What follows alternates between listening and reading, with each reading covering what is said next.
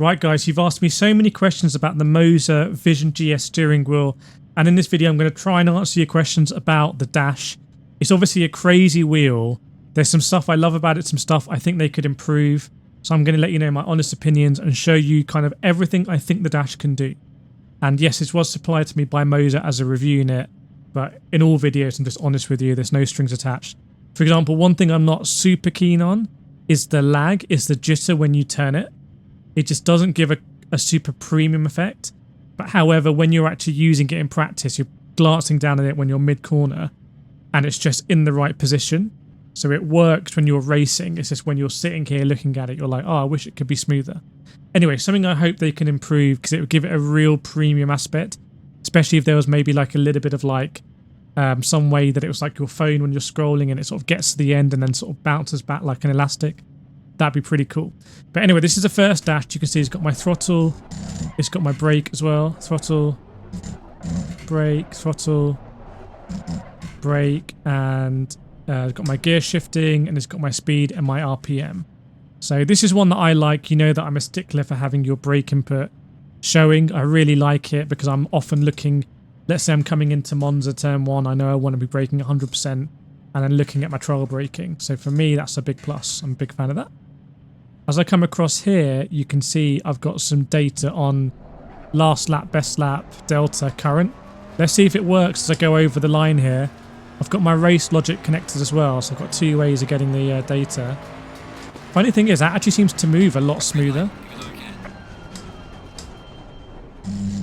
Oh, maybe it's a placebo, but it feels like it moves smoother, this one. Maybe because there's more digits that you can see. I've also got here my tyre wear, ERS, DRS not relevant for ACC, battery and fuel, but my gear is working. So I'm going to go back here and go down. Here we've got a more futuristic dial. Interestingly, I've got my TCS and my ABS. Can't remember if I mapped these. Haven't mapped these to this wheel yet, but you can see I could change those. Brake bias, fuel map, RPM, speed and gear as well. So that's pretty cool. Can I come across here? Oh yes, I can. So what do we have here? Oh my goodness, what is this? Let's see. Feels like that would be awesome as a sort of radar. I have no idea whether that's a radar or not. I really doubt it's possible to get a radar onto the wheel, but can you imagine having your radar on your wheel?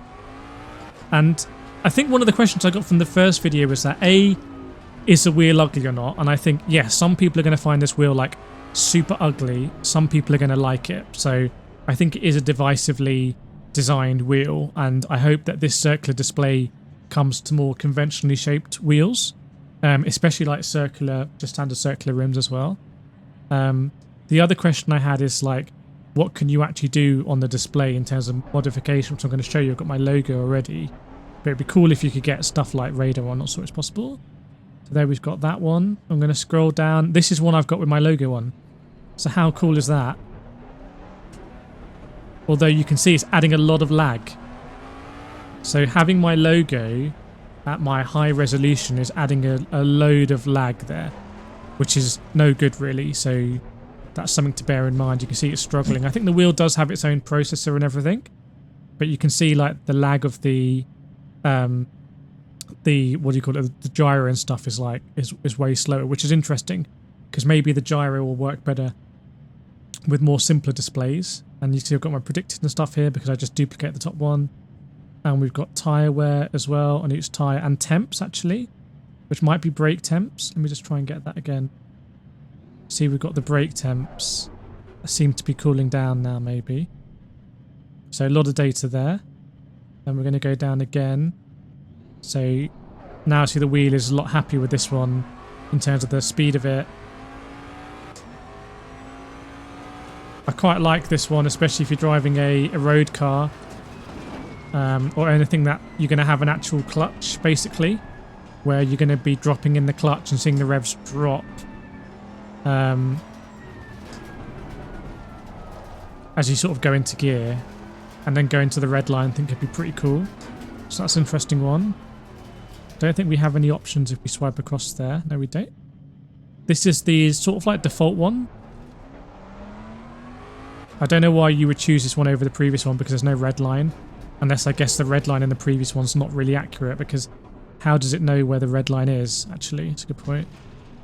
But this is something that you'll be able to customize in the software, I think. Customize where that red zone is, I think. And we've got just purely one for oil temp and water temp. So it's interesting there, you can swipe along and see them. Let's go down here. I'm not a massive fan of this one, but now I think I get it, because I think this one is actually one that's moving the smoothest. Can you see? Don't know if I'm just getting used to it now, but I feel like that is actually the dial we've seen with the least latency. And I've had a lot of people saying like, yeah, is it a gimmick? Are you going to use it? I think it's one of these things where, yes, it's something that you're going to show off to your mates with, and people come around and be like, whoa, you live in space. But also, it's better than just having a logo there. Like, it's just better. And it's one of these things that, oh, it's not needed, it's unnecessary. But, you know, if you can afford the wheel, and it is expensive, it's over £700, I believe. But it's just going to be better. So it's just whether you need that luxury or not. And it definitely is a luxury. I don't think anyone strictly... Well, I don't know whether people need it or not. I don't know whether it's going to... It could give a competitive edge with some of the stuff that you can do. Here we've got a sort of very simple carbon fibre one. So let's come back and go down. This one has a sort of... I don't know if that's meant to be an all temp or heat temp. Again, quite a simplistic one. Another simplistic one. Not particularly useful for me for GT racing. This feels like dirt for some reason. Maybe a rally one. Yeah, I think actually, remember, this is a rally one. So you can imagine flicking through the gears there. Have I got my sequential? No. Flicking through those gears and seeing it maps. And that's the official dials that you have. So I believe that's all of them. And there is an official dial customizer as well. That's where I customize that one. And you can create them from scratch. And it seems like the more stuff you have on screen, the more it might be lagging and stuff like that. But that's a whistle-stop tour of all of the dials. There is an affiliate link below. If you do want to buy this wheel and you've read all about it, and you do want to help me out, please do think about using that affiliate link. I should get some commission from Moza. But yeah, it's a pretty interesting wheel to say the least. And I wanted to make sure you've seen all of the dashes that come with the wheel stock. Because some of them have a different latency, some of them show different stuff. There's some stuff that you can't get on it. That one, like whether it's a radar or not, I don't know, is very interesting. I'm going to need to work it out. This one, like what was in the middle there. Something is happening with it. Yeah, I hope you enjoyed it. More videos around here, and I'll see you next time.